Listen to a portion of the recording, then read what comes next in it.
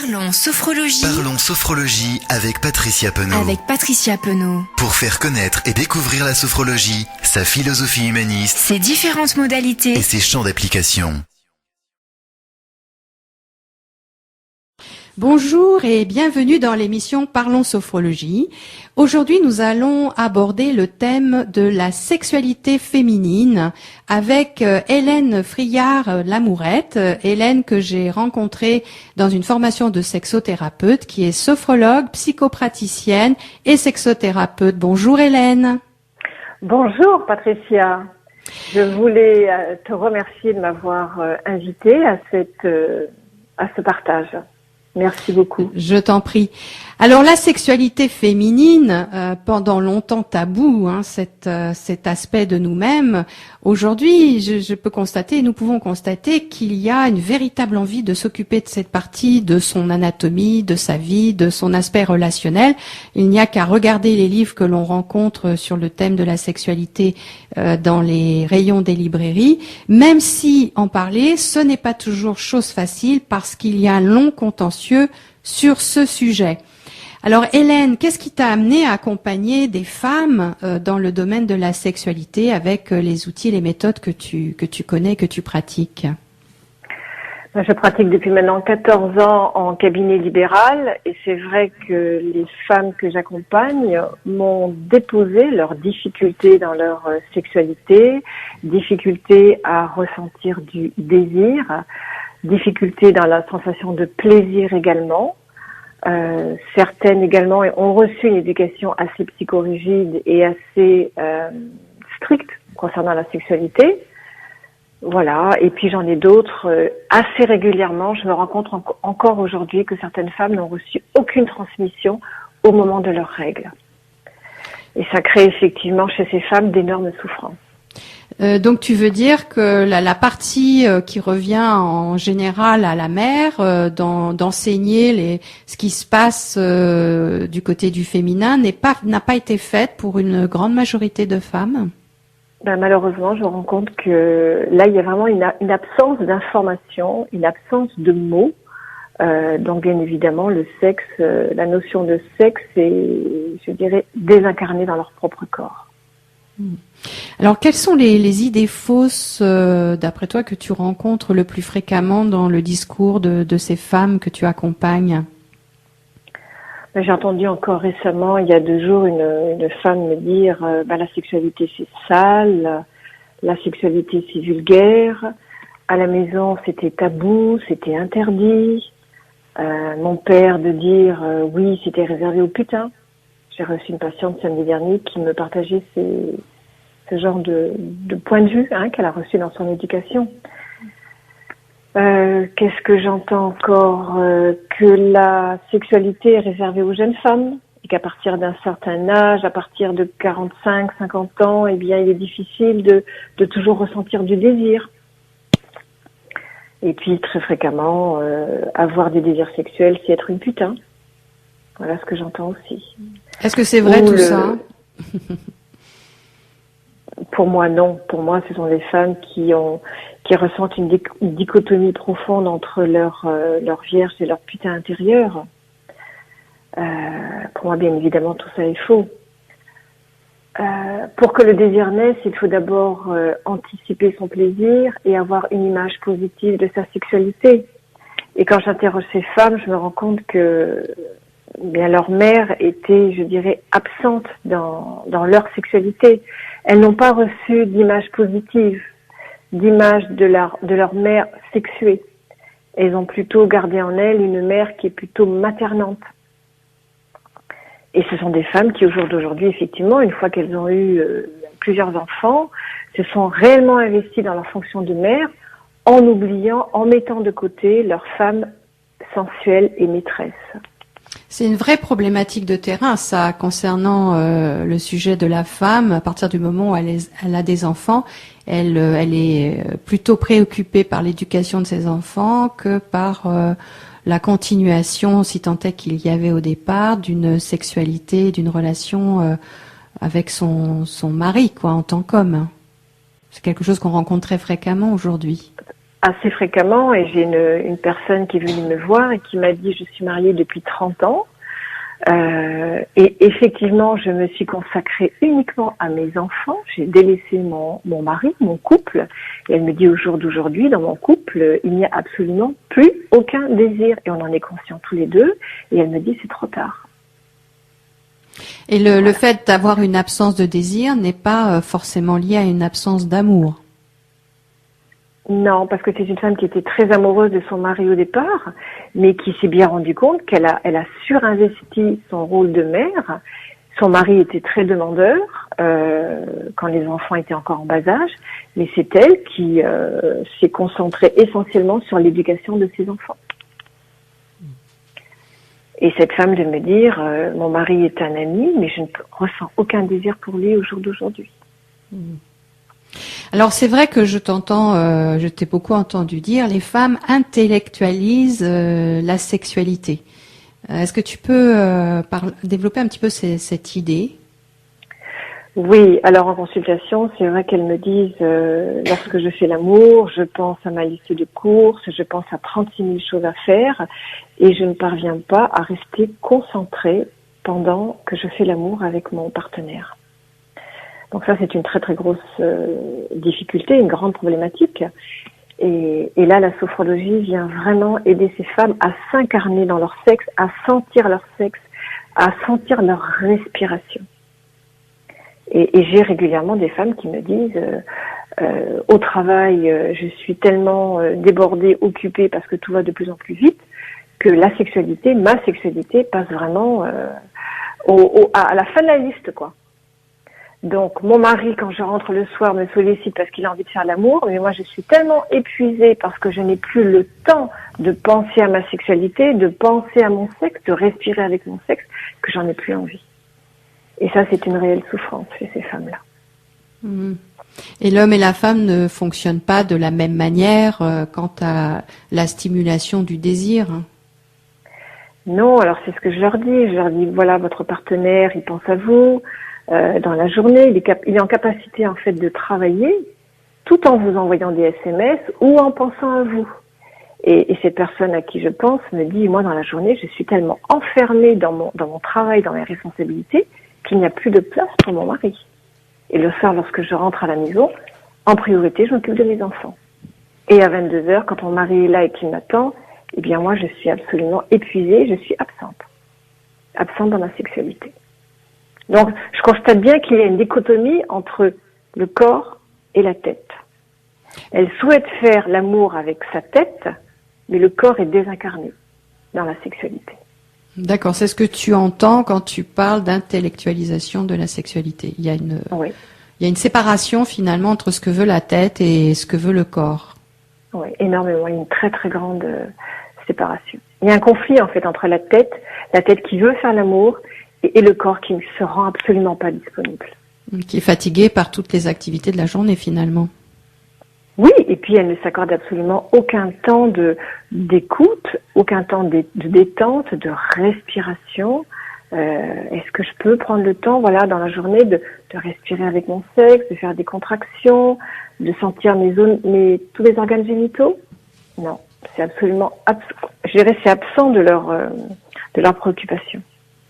Alors quand on est en accompagnement sophrologique pour justement essayer de redonner une détente au corps, une appropriation du corps, quels sont l'intérêt de faire des exercices corporels dans cette conscience modifiée, et quel est le sens de ces exercices? Comment tu emmènes cet accompagnement?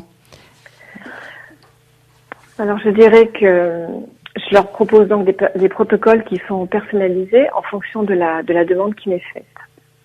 Alors j'utilise la conscience corporelle, qui est une forme de rééducation corporelle, de façon à ce qu'elles puissent, en posture verticale, de façon à ce qu'elles puissent sentir leurs pieds et chaque partie de leur corps, pour qu'elles puissent vraiment l'incarner et habiter leur corps pleinement, et quitter le monde de la tête.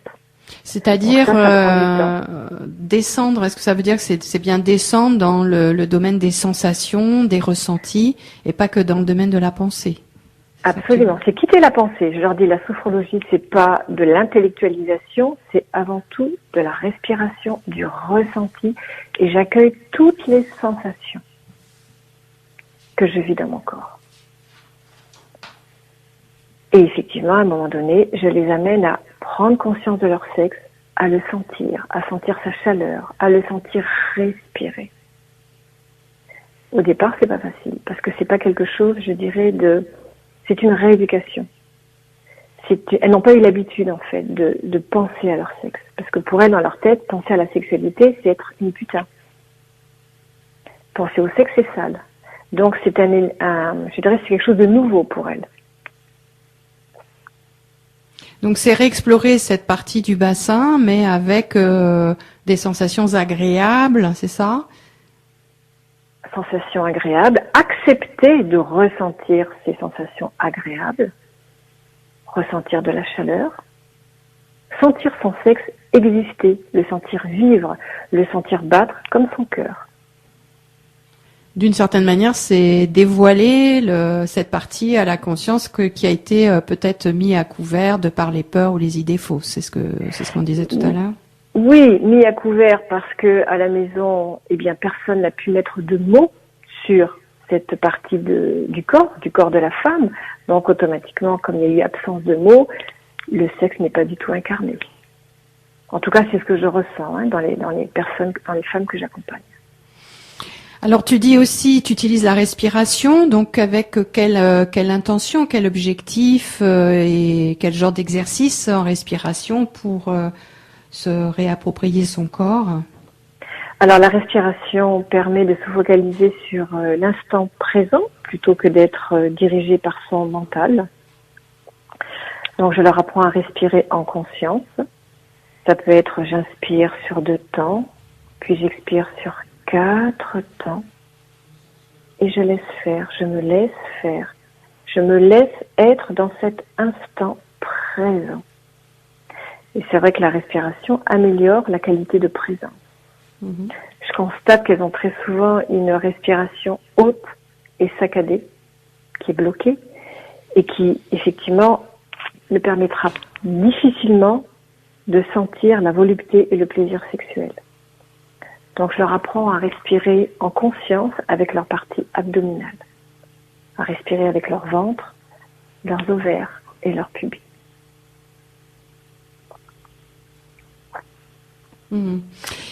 Et tu utilises aussi ce qu'on appelle en sophrologie le déplacement du négatif. Donc ce déplacement est fait pourquoi et sur quoi plus particulièrement dans ce domaine? Alors lorsque j'ai des femmes qui ont des images négatives, celles qui ont vécu également des incestes, des abus, elles ont dans leur corps enchéré tous ces souvenirs négatifs, toutes ces blessures, toutes ces douleurs. Et là, en sophrologie, avec la méthode du déplacement du négatif, elles vont progressivement, séance après séance, se libérer de ces images négatives et de ces souvenirs négatifs. Ça se fait progressivement, séance après séance. Et tu constates qu'il y a que c'est facile ou c'est vraiment compliqué de pouvoir se libérer de ça? Alors, c'est pas facile. Je dis, la sophrologie, c'est pas je me débarrasse pas comme avec une baguette magique, hein. C'est vraiment un engagement à l'intérieur de soi-même. Et c'est-à-dire que je leur demande vraiment et je les invite à continuer chez elles, à s'approprier cette technique et à le faire chez elles, régulièrement. C'est pas une pilule magique, hein, donc. Oui, c'est le principe d'entraînement pratique qui va faire qu'elles vont mieux savoir utiliser ces capacités-là, finalement. Tout à fait. Quant à la stimulation du positif, qui est aussi d'autres exercices, là, tu l'axes sur quoi? Alors, lorsque des femmes me disent, voilà, je suis mariée depuis tant d'années, depuis 10 ans, depuis 15 ans, et puis là, je sens que j'ai du mal à retrouver mon désir, je les invite à repenser aux valeurs positives concernant le partenaire avec qui elles vivent. se remémorer tous ces moments agréables qu'elles ont appréciés au départ. Quelles sont leurs valeurs positives concernant l'amour, concernant la féminité. Je l'axe sur toutes ces stimulations positives. Tu utilises la visualisation, j'imagine aussi. Oui.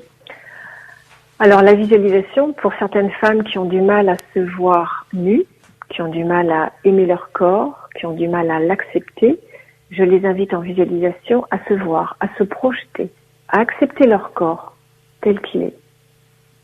Souvent j'entends dire mon corps, j'ai des bourrelets, j'ai de la cellulite, donc je n'ose pas me montrer nue à mon partenaire.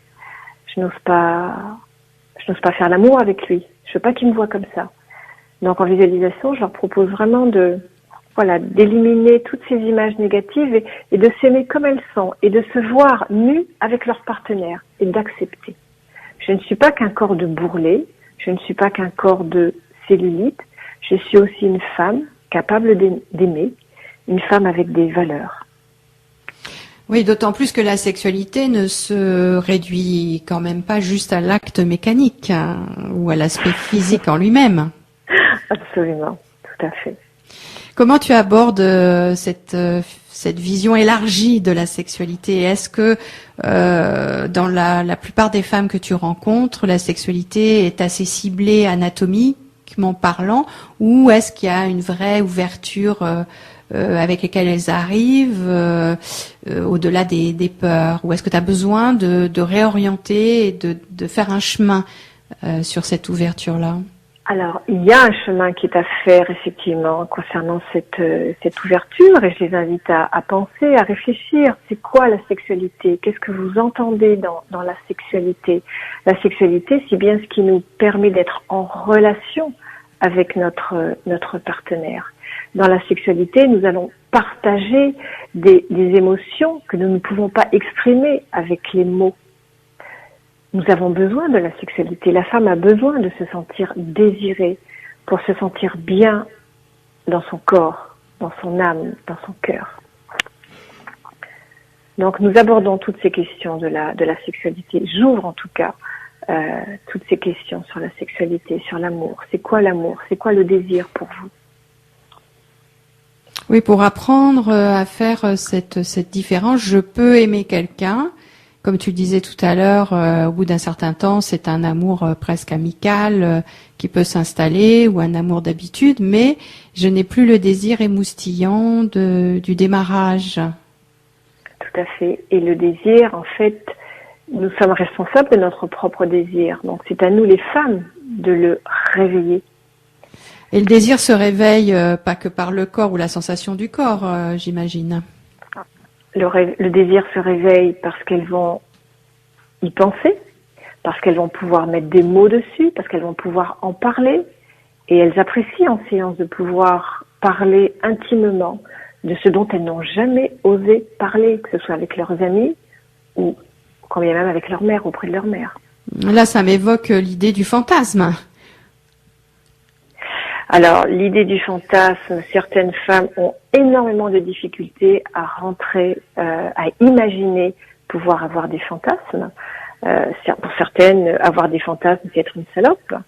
Donc, la sophrologie, là, permet vraiment cette ouverture dans le monde symbolique, dans le monde imaginaire. Et je les invite à avoir leurs propres images personnelles. Et progressivement, c'est vrai que c'est en ça que la sophrologie est extraordinaire.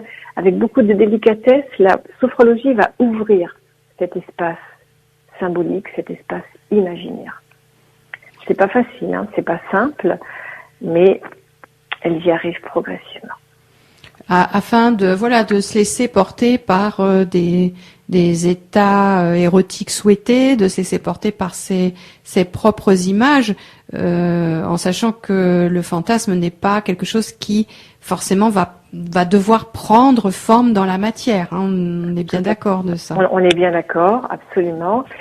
Et souvent, je leur propose avec leurs propres images, elles sont dans un état modifié de conscience. Quel est l'intérêt d'approcher ça dans un état modifié de conscience? C'est vrai qu'en état ordinaire, il y a des résistances. Il y a les résistances de l'inconscient.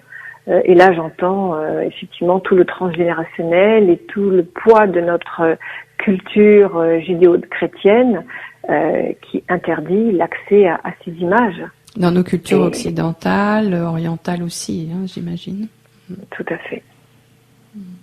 Et elles peuvent s'autoriser à accéder à ce monde de l'érotisation dans un espace modifié de conscience. Donc c'est comme si ça donnait un lâcher-prise finalement sur le modèle des croyances avec un accès plus facile à son imaginaire érotique. Absolument. Est-ce que je peux laisser venir en moi cette femme sauvage que je suis? Est-ce que je peux m'autoriser à être cette femme sensuelle, cette femme qui peut se faire plaisir, cette femme qui peut désirer? Est-ce que je peux la laisser vivre, cette femme qui est en moi? Les peurs derrière ça, c'est quoi? Dans ce que tu constates avec les personnes, les femmes que tu accompagnes? Les peurs d'être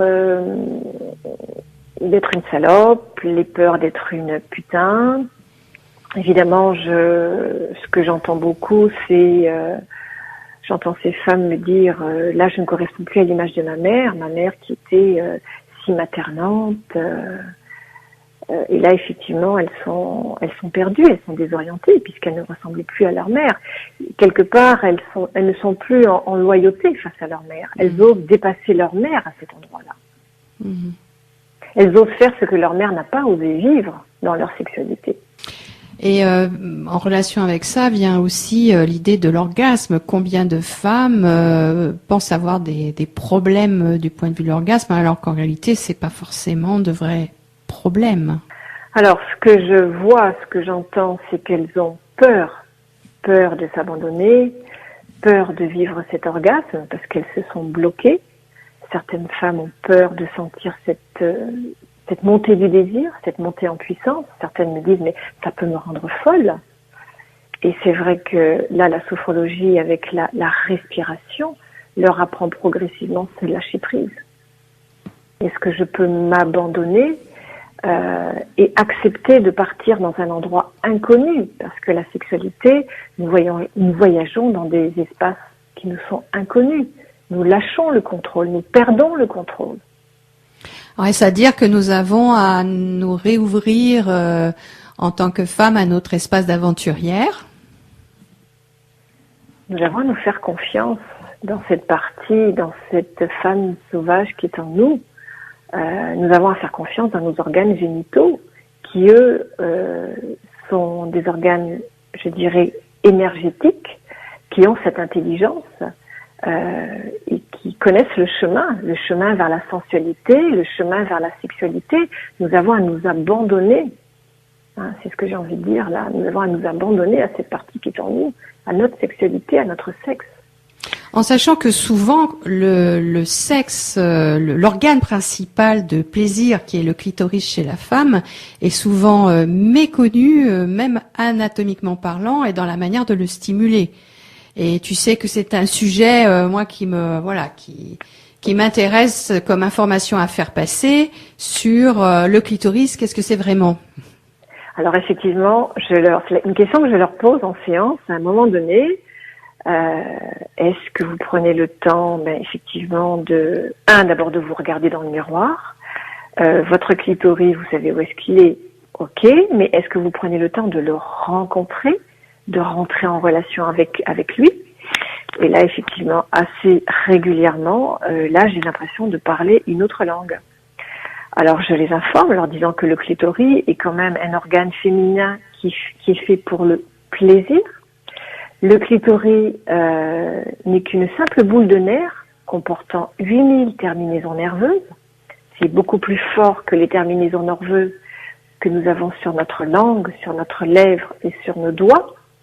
Et je dis bien que c'est 2 fois plus important que le pénis. Donc c'est l'un des organes qui contient le plus de terminaisons nerveuses dans notre organisme. Et là, à chaque fois, elles sont surprises. Voilà, donc je les invite à explorer leur clitoris, à jouer avec, à la rencontrer. En sachant que pour compléter ce que tu dis, le clitoris c'est quand même un organe de 8 cm complètement, et qu'on ne voit qu'une partie infime extérieure, et que la majeure partie entoure l'orifice du vagin, et que c'est, comme tu disais, effectivement le seul organe de plaisir, enfin l'organe du plaisir à lui seul, alors que chez l'homme, le sexe est en même temps un organe de plaisir et en même temps un organe pour éliminer l'urine. Donc nous avons dans l'aspect du féminin, de la sexualité au féminin, anatomiquement parlant, quelque chose d'important et dont il ne s'agit pas juste de stimuler l'extrémité finalement. Il y a une stimulation qui peut être beaucoup plus fouillée, si on peut dire ça comme ça, pour amener au plaisir, et que souvent ce qu'on peut constater, c'est que l'orgasme ou la montée du désir n'est pas liée à une vraie problématique, mais à une sous-utilisation de cet aspect-là. Merci Freud de nous avoir classés dans des femmes clitoridiennes ou vaginales. Absolument. Et c'est vrai que ce qui est difficile pour la femme, c'est qu'il faut aller le chercher. Le clitoris ne se voit pas. C'est caché chez la femme. Le sexe de la femme est caché. D'où cette difficulté chez la femme à aller, je dirais, naturellement nourrir ce désir.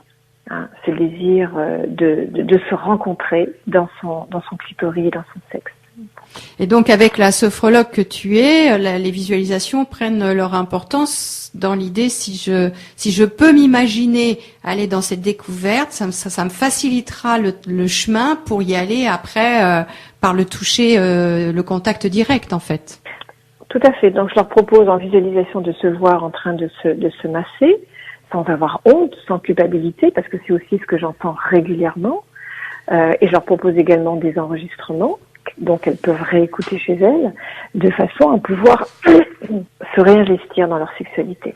Bien, alors Hélène, tu animes des cercles de femmes, justement dans l'idée d'accompagner toutes ces femmes qui ont des difficultés, aussi des cercles de jeunes filles.